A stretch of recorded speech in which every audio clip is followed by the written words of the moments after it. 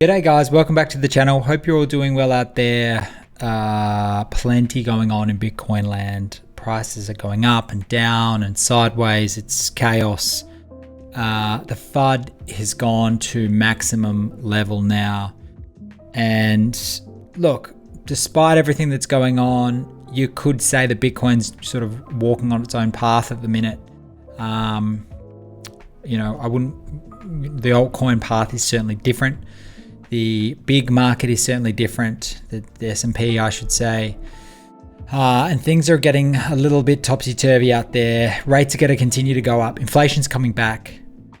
This year is going to be a tough one. There's no doubt. So let's get stuck straight in. Silvergate Bank terminates crypto payments network as shares plunge to a record low.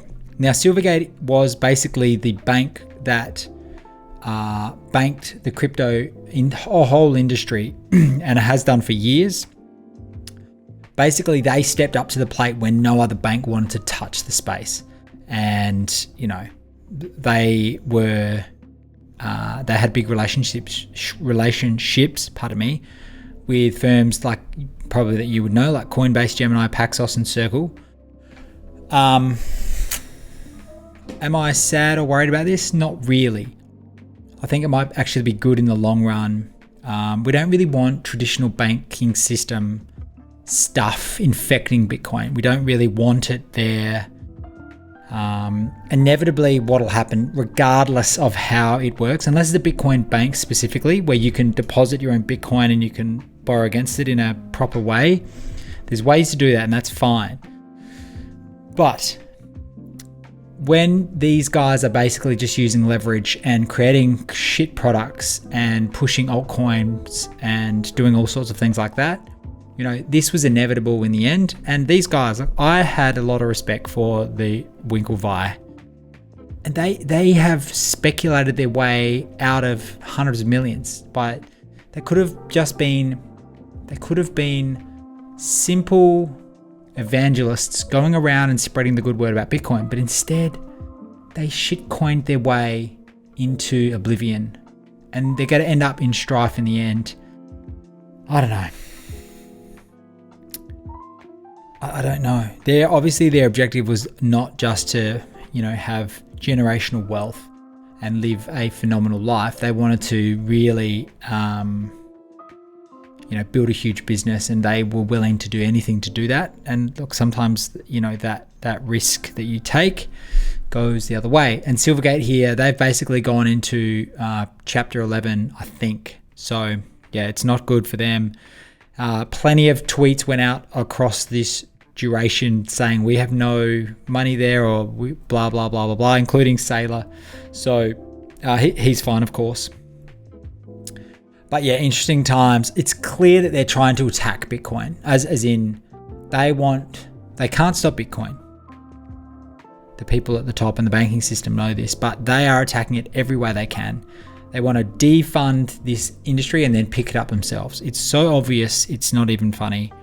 We've just got to stay resilient. Here's the chart. You can see it for yourself. It's just been, it's been a horror run, quite frankly. And whether they can come out of this at the back end, I just don't know.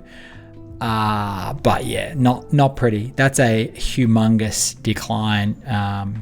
So yeah, you either hold something sovereign that's got asymmetric upside like Bitcoin, and you don't buy these types of stocks. Who would possibly buy these, honestly? If you knew anything about Bitcoin and you knew that you could hold it in your sovereign possession with no counterparty risk, why would you ever invest in Silvergate? What the fuck? I mean, you have to be psycho. It's like investing in a public mining company. You actually have to be a bit of a nutter. I don't know. It doesn't make any sense. It really doesn't when you stop and think about it. So something to consider. So here's the CBBI. It's back down to 16. It's just sort of hanging around there. Confidence, with all this FUD, it's sort of scary. I heard some chatter during the week. The FUD, or the articles, negative articles about Binance alone have gone over 80 in the last couple of months. So, you know, people are pushing against this industry. They do not want it to succeed. They do not want the disruption in their, you know, little control world. And they will do anything they can to keep this thing on the ground or buried in the ground, or, you know, however low you want to define this. But Bitcoin will rise from the ashes. It always does. And I can't wait for that day, because again, we're going to go through a cycle where, you know, you feel like you've tried to help a lot of people either get into the market or add to their position at a low point. And, you know, sometimes it takes a enormous number go up factor. We went back to 50K US. People would be all over me, I think, trying to get back in. When you've given them the advice, it's, you know, but under 20, just get in under 20. So yeah, it's human psychology is a very, very funny thing. Now, we did touch on this the other day. This is the world money supply, basically. This encapsulates all of the global areas. And I know I put one of Preston's up the other day, but you can see from this, the last period of time, this is I think this is weekly. It is a weekly chart. This week in particular, there has been a lot of new money production. And that would make sense now that the stock market is going back up. And, you know, the more new money production there is, the more Bitcoin's got to keep going up. So we've just got to see how this one pans out. We know Japan, we know China are going gangbusters on the new money at the minute. And Europe aren't far behind, I don't think. And it's the world is in a real conundrum in that the debt loads that every person is basically carrying, including the governments, including the sovereign nations, including the individual households, they're actually unsustainable at rates that are sort of 5+ for a longer duration. So I think it's inevitable that we're going to go into some sort of heavy or longer style of recession at some stage. I just don't know when that's actually going to kick in and people are going to start accepting that that's the case. Then when that happens, psychology changes. So we've just got to see, you know, how it all comes together, but there is no safety anywhere really, I don't think. Property's going down a lot at the minute too. So, you know, play safe. Cash, ironically, is going to be paying you a really nice interest rate held in just a normal bank account. So go and investigate that. You're probably going to be able to get near 5%, definitely 4.5%. That's easy money, and it should be higher, quite frankly, but not bad at the minute. Now, you all know about this little, I think it was $1,000 dip we had in like 15 minutes a couple of days ago now. Caught us all out, no doubt about it. But what these derivative platforms are causing perhaps is really smart players to sort of manipulate the market. Now, whether this was to do with Silvergate going under, maybe it was, but there was 56.1 million in long liquidations in 1 hour. And it's just sort of, you know, it's sort of mind numbing. The market is relatively like low in volume, trading volume at the minute. But then this happens. It was, you know, we were setting up nicely again, and then we had another big hit, little 5% retrace. So I don't know where we're going to go in the near future. I think there's two paths. Path one is sort of back down, retest under 20K. Path two is up and sort of sideways, just grind up and press into sort of April and May, try to tap that 30, and then we reassess. So, you know, it doesn't really make any difference, quite frankly. We're going to get there at the end of the day. And as long as your time frame for this investment is a long enough duration, it should be absolutely cherry ripe. Always important to remember how cyclical Bitcoin is. This is 3 cycles. You can see here, 3 lows, 3 highs. And, you know, we're into this period of time now. The rhyming with what's happened in the past is actually incredible. And people continue to refuse to believe that, as in what's going on. They just refuse to believe it. So, look, I personally would prefer to go sideways for longer and start the actual bull run earlier, the real bull run earlier, versus have a big couple of dips along the way over the next couple of years. Like, I would love to say sideways now, sort of range between 20 and 30 until the halving. Then we start to really build momentum from the halving itself. But, that's just pie in the sky chatter. But look, if this has anything to go, if you can go by this at all, you can see that we're going to have some sort of repetition. So, the world macro is a little bit different now, but let's just see if this really does work out. If we can break the all-time high, then do some sort of multiple off the bottom here. What was our bottom? Let's just say 15 for round numbers. 4x, 8x. I mean, who knows? 10x is certainly possible. And it would be interesting to see. There are some wild numbers being thrown around already for the peak of the 2025 part of the cycle. Some big numbers being thrown around. So we'll just have to see what happens. But look, as I've said before, the only thing you need to worry about is being in the game, and you sit on the sideline and watch, and then you make some decisions later on about how you want to allocate certain things. But yeah, it's a great time. It's still very inexpensive, this thing right now. It's dirt cheap. So something to consider.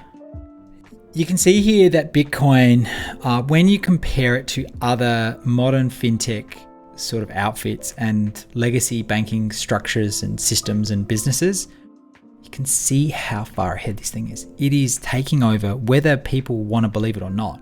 It just is. And it's damn exciting to watch it happen. It has no marketing. It has no operations. It has no home base. It has no people. It has nothing. It's just an incredible thing. And it's captured the mind of the populace, all 7 billion of them, 8 billion. And, how could you not want to be on this ride? It's almost insane. You've never had the chance to be a part of something that every other person in the world has also that chance. Just think about it. Just think about how scarce it is and how many people there are. It's insane. Then think about, after this halving in 24, it will be the scarcest asset on the entire planet. Do you understand what I'm saying? It will be the scarcest asset on the entire planet that every person has the ability to buy. I mean, you need to be converting your shit fiat currencies into this thing and never looking back. It's sort of hard to believe that there's so many negative detractors. It's just mind-bending to me. But here we are. And people want to, invest in houses and try to get some negative gearing or tax breaks. They want to put all of their assets into one geographic jurisdiction. It's fucking psychotic. It is insane. You have no idea what's going to happen in 100 years, 50 years, 20 years, 10 years. You don't know a thing about what is going to happen in your jurisdiction, what's going to happen in your workplaces, what's going to happen where you buy a house. You don't know. The only thing you know is that Bitcoin is going to keep producing blocks every 10 minutes for the next till it's going to keep producing rewards via Bitcoin mining, and the block's going to keep coming out at 10 minutes. And that's going to happen for the next 100 years plus. So if you want to keep an asset for a long duration, Bitcoin is really the only answer. You show me your arguments against it. So this is an on-chain value map, a bit of a rainbow chart, you could call it. It's got like the heavily overvalued, fair value, undervalued, and heavily undervalued sections. We're still in heavily undervalued. And so, it's just something to consider. We've got to think about this rainbow chart here. And just remember, we've just had a 40% month. Yes, we're going sideways and down now. That's fine. We're just retracing a little, finding our footing. There's a long, long way to go. There is a long, long way. You're still early. If you're buying now, you're still early. These are cheap prices, pardon me. And, there's rarely a day now when you can go anywhere in the media anyway and around without Bitcoin coming up in conversation. It's an enormous thing and it's growing at a crazy rate.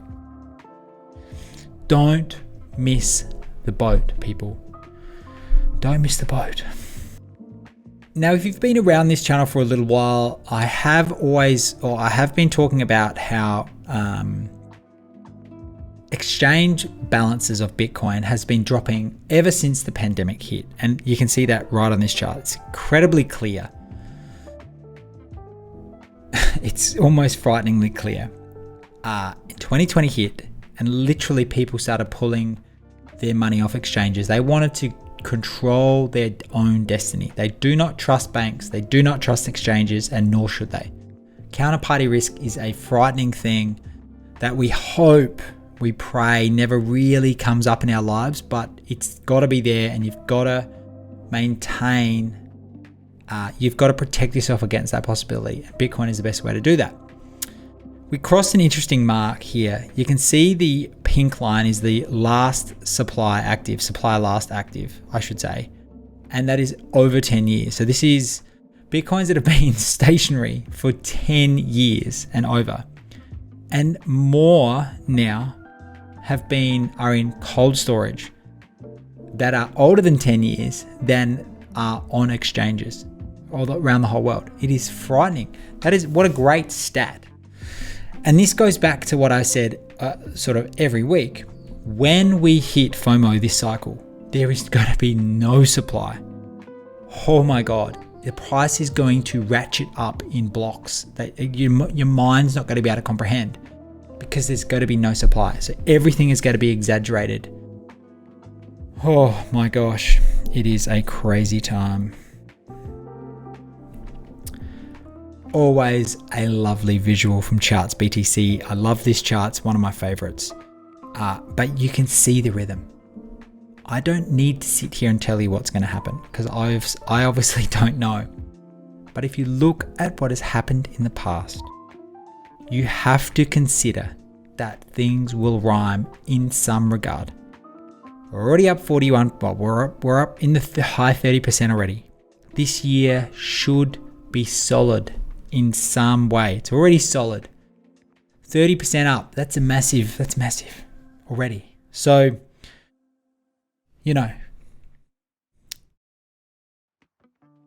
play smart. Try to make an allocation. Learn everything you can. Click on my link below. Read up on this thing. There's so much good information. It's almost frightening. It's starting to be taught in universities, some of this stuff. So, it's been sitting in front of you for 10 years. You don't want to touch it. You got to get into this ASAP. I can't stress that enough.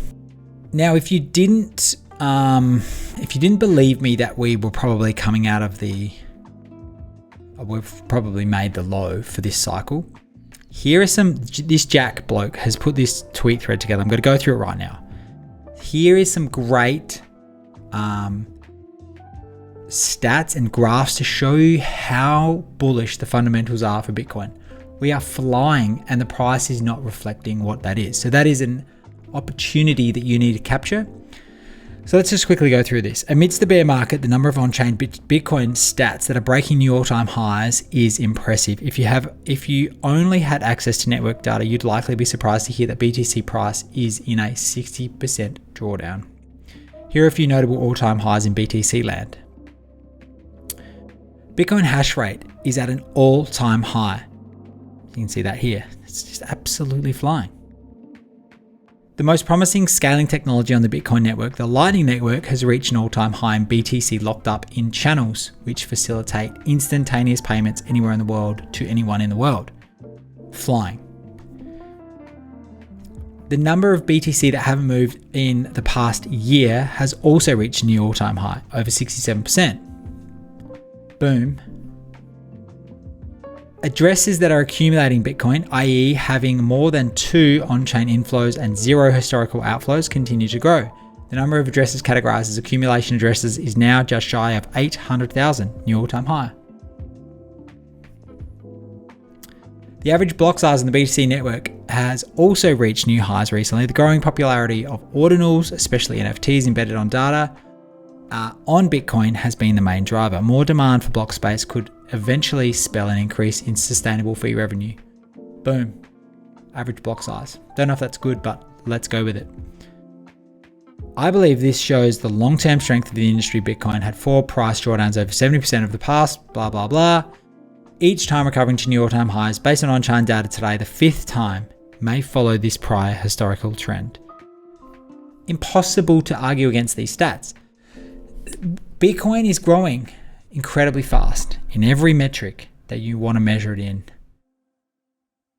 It's just, I think the ever constant debate of the efficient market hypothesis is never been clearer in Bitcoin. People have no fucking clue. So the market is inefficient because they don't really know what they're talking about. But if you do know what you're talking about in Bitcoin, you have a massive edge. The edge is frightening. For the most asymmetric opportunity that you'll ever get in your entire lifetime, even at these prices. It's sort of mind-numbing. So, take the information in, make your own judgment. So this bloke, Jason Lowry, he's getting either loved or hated on in Twitter world. He's basically out of there now. He's finished his thesis. It's a great thesis. It is available on Amazon. It's called Soft War. If you're in Australia like me, it's very overpriced because it's in Australia and things tend to be, but keep an eye on it. You'll probably be able to get one down under 3 figures fairly soon. The price should continue to go down, I believe. So keep an eye on it. But here is a little diagram out of it, and it's just so incredible. His thesis is that it's so much better to defend private property with Bitcoin and energy versus guns and the military industrial complex. That's part of his thesis, and it makes complete sense when you look at this diagram. You can see here, every one of these assets carries a monetary premium that we defend with human lives. Now he says human lives, and that is the military industrial complex. This is wars around the world. This is, wasted money on the military industrial complex. All of this stuff. For land, real estate, gold, oil, equities. It's all the same concept. The chain of custody for these assets is written in blood, and he's spot on. It all is. The above the line items that we just discussed, so land, real estate, gold, oil, and equities, are protected and defended with military and the rule of law. Below the line is Bitcoin, which is protected and defended with electricity and code. By transposing their monetary premiums into cyberspace using a digital synthetic commodity called Satoshis, we replace the cost of human life with the cost of an electricity bill for defending our wealth.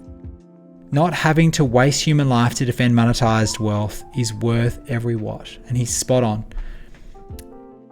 It is a zero cost. So if he's getting this into the right hands, his thesis, up the top of the government system, I just don't know how that's going to pan out. But these are the discussions that we need to be having. These are the concepts we need to be trying to teach people. These are the learnings and comparatives that we need to try to put in place to educate more folks on this. It all comes down to education, in my opinion, with Bitcoin.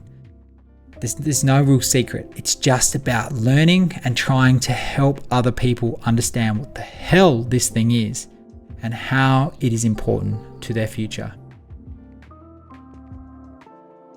I'm going to leave you here today with a little clip out of a class at Stanford. It is another area that is sort of gaining some traction. Don't love the unis at the minute, but if they're having basic discussions about Bitcoin, you know that people are going outside of this and learning more.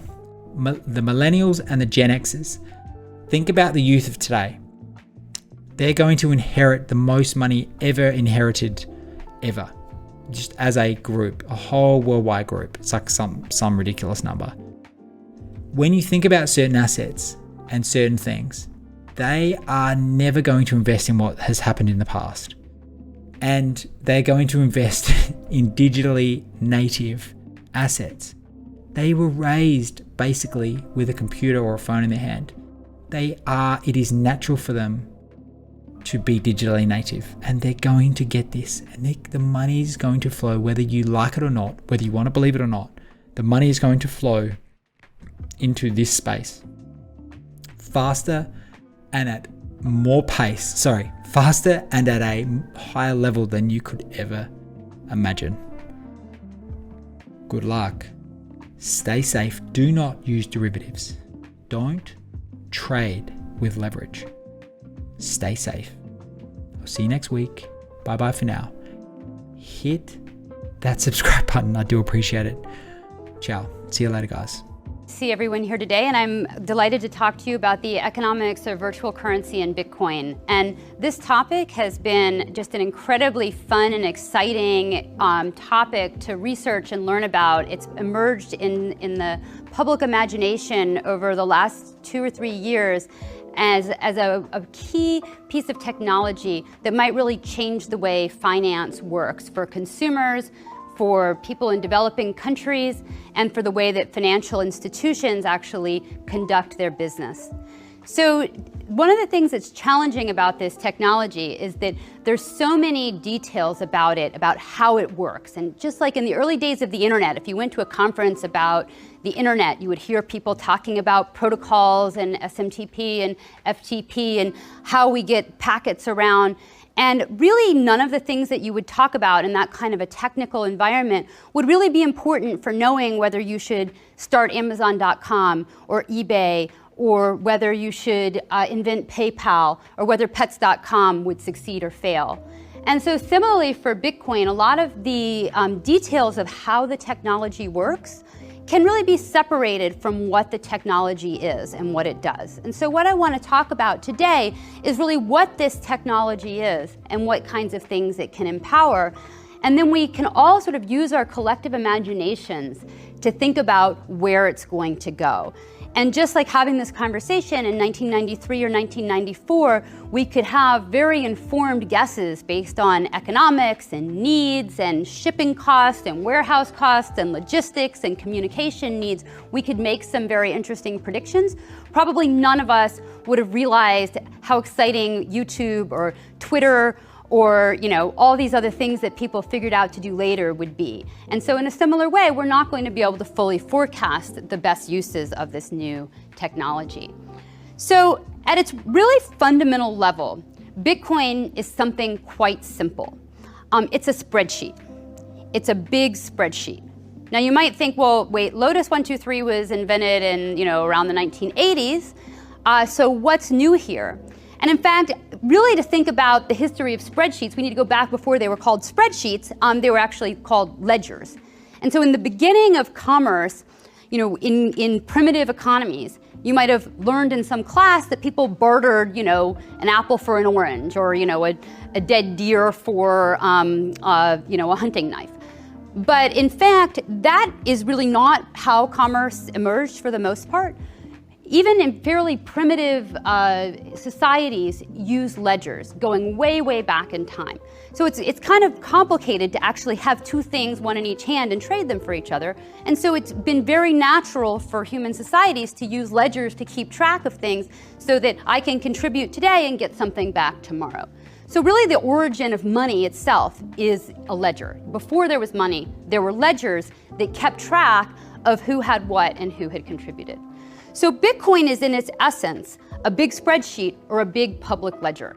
And what it does is it keeps track of who has sent what to whom. So it's going to say that person 123 sent 1 Bitcoin to person 456. Okay, that's what it does. And that's pretty much all that it does.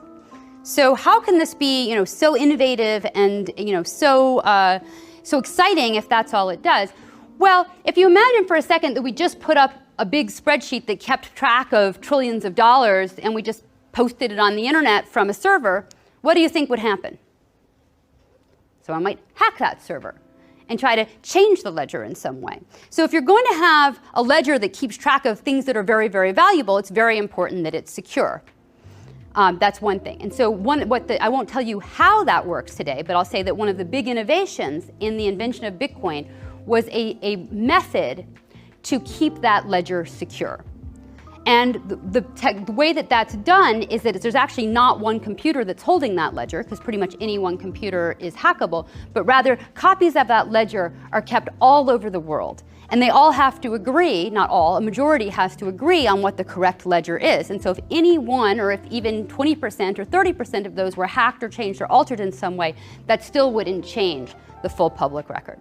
So this distributed technology, of course, only really enabled by the internet to be able to distribute something so widely and easily, is part of the security about how this works. A second thing is that, if we wanted to have a big ledger to keep track of things, it would be natural to think about sort of having somebody in charge of keeping track of it. And so, you could have PayPal. PayPal creates a big ledger. If you have an account on PayPal and you send it to someone else on PayPal and you're both carrying balances, no money actually moves, just PayPal makes a debit on one side and a credit on another side, and nothing else has to happen. But now you have PayPal, a company that's keeping track of that ledger. Okay? The thing about Bitcoin is that it's an open source software protocol that allows people to make their own entries on the ledger in a decentralized fashion. So if you own a Bitcoin, that means sort of two things. One is that you have the address for the Bitcoin and someone has sent it to you. So there has to be an entry on a ledger saying you have it. But that's not enough, because you also need a security key or a password to authorize a movement of that Bitcoin to someone else. If you don't have the passcode, you can look out at that ledger and admire your beautiful Bitcoin sitting there, but you can't do anything with it. So you could say that you own it, but it's not really meaningful that you own it because you can't move it. If you have the password and you have an entry on the ledger that says it's yours, then you have something of value that you can actually do something with. And what can you do with it? Well, exactly one thing. You can authorize a movement to someone else. Okay? But hopefully that person is going to give you something back, and that's what makes it useful. Okay? So that's it. Big public spreadsheet with some passwords and some really cool ways to keep it from getting hacked. All right. So why is that important and sort of useful? Well, first of all, it's the first time that we have a purely digital asset where the whole definition of owning that asset is just the digital thing. There is no corresponding physical asset. And that's going to allow many things. Probably the easiest thing is just that I can send something of value to you digitally with the same kind of time frame and user experience as sending an email. That's something I can do globally. I can do it without asking anybody's permission, without requiring some other institution to do something for me. I can just do it. Information and contractability, making things easier and more frictionless, and allowing people to transact with each other without such a level of trust has enabled huge markets to grow where no market existed before. And digital money is going to allow that to happen in new services and applications, as well as making existing ones more efficient. So this is basically why I'm so excited about this technology. Not because I think you should speculate in Bitcoin and buy it at 300 and hope it goes to 1,000, but because fundamentally it's like the internet, a new technology that allows things to happen that couldn't happen before. And we have a whole range of some of the world's brightest entrepreneurs trying to figure out what to build on it. The first wave of them may go bust, but eventually I have a lot of faith that the way that we move money is going to catch up with the way that we move information today. Thanks very much.